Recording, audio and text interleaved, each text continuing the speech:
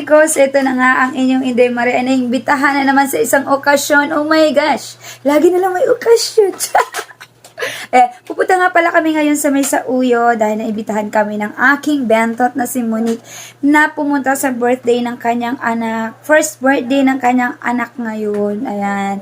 Namumula yung dito ko, binato ako ni Caleb ng toys. Oh my gosh. So, dahil nga lagi ko naman talagang kasama ang inyong dudong Caleb dahil nasa school si Ate Sofia at wala kami ibang mapag-iiwanan. Syempre, dapat lagi natin kasama ang ating baby boy. So, ito nga palang dahilan kung bakit hindi ako nakakapagtrabaho kahit gustong gusto ko kasi ito yung batang ito. Say hi. Hi. Stand up. Yan.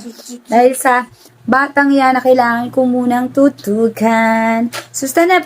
Let's go. Outfit check. Diba? Outfit checks. Hey. Hi. Hi everyone. Hey.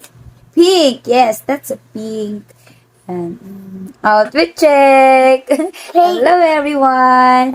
Oh, love you, pig. Yes. So, sa nagtatanong nga ng aking lip tint, ito ay from FFL Gold Seller. Ang dami nilang product. Meron din silang mga whitening product, lotion, tsaka kung anik-anik pa. Ayan, check nyo po ang kanilang page. Oh my gosh. Ayan. So, yun na nga. Akala ko talaga dahil sa gusto niya akong i-invite sa birthday ng kanyang anak. Pero napag-alaman ko na kaya lang pala niya akong gusto papuntahin sa birthday ng kanyang anak ay gusto niya akong pagdimplahin ng spaghetti sauce. Ang tanong, kaya ko ba? So yun lang, samahan niyo ako mga kainday ko dahil papunta na rin kami ni Caleb. Nag-lunch muna kami bago kami umalis kasi nga wala kami pabili pagkain doon. So kailangan busog-lusog. Okay na. Ayan, samahan nyo ang inyong Inday Maria.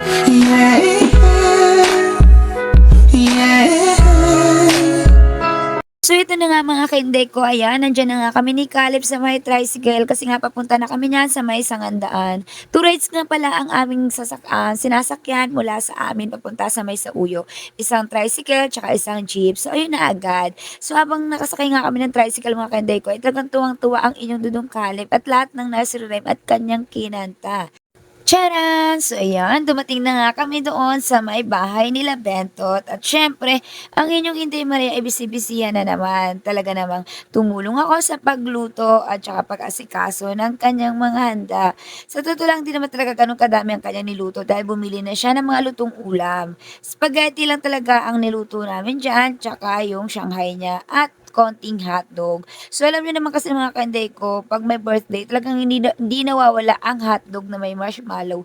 Lalo na kapag bata ang may birthday. So, ayun na nga, dyan nga pala sa may Sauyo, sobrang dami po talagang mga bata dyan. Kaya, alam niyo na, talagang todo-todo effort ang inyong bentot at talaga namang syempre kailangan natin siyang tulungan, alalayan dahil hindi naman ganun kadali kapag merong isang okasyon. So dyan nga nilagay ko lang yung aking cellphone at sinabi ko, hey mga kadudong at kaindayan ko, mag-entry ako ng video para for today's long video ng inyong Inday Maria. So pumayag naman sila. Nakakatuwa lang talaga kapag yung supportive sa'yo, yung mga tao sa pagbablog, di ba? Kaya, ayan, todo effort ang yung Inday Maria. So, tcharan!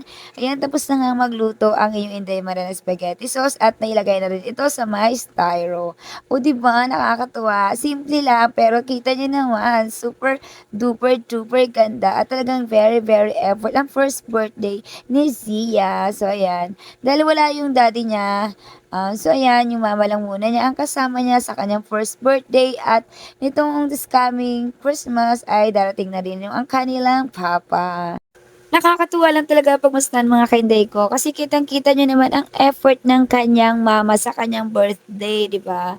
First birthday nga pala ni Sia yan, yung pusong anak ni Bentot. So yan nakakatuwa lang dahil akala ko simple lang yung niready niya. Pero kahit naman simple lang ay napakaganda pa rin talaga ng dating. Ayan, kitang-kita nyo naman sobrang daming mga bata kasama dyan, mga pamangkin niya, mga anak ng mga kaibigan niya. Kaya diba, kotang-kota na talaga at di na kailangan mag-invite. Charis! So yan, sumimpleng entry mo na ang inyong Inday Maria kasi ang hirap kayo nang walang nagbibideo. Kaya Ayan, pa-selfie-selfie habang kinakanta ng happy birthday ang inyong Inday Zia. Oh my gosh! So yan, 'di ba, nagmamaganda na naman ang inyong Inday Maria. Ayan nga pala si Maring Annalyn at siyempre hindi mawawala sa entry yan si Ina. Oh my God! So ayan, alam naman nila na bini-video ko ang kaniyang birthday ng kanyang anak kasi sinabi ko naman niya na hindi puwedeng wala akong entry. Alam niyo naman, napakahirap gumawa ng long video kaya eto talagang ang inyong Inday Maria ay hindi nagpahuli. Ayan, happy birthday Sia! Thank you so much kasi, hindi ako nakakalimutan ng iyong mama, ayan. Siyempre hindi makakalimutan ng entry ng mga pictures kasi alam niyo na, para malaman natin kung sino ang mga naging bisita sa birthday ni Sia para merong ebidensya. Happy birthday ulit Sia! God bless!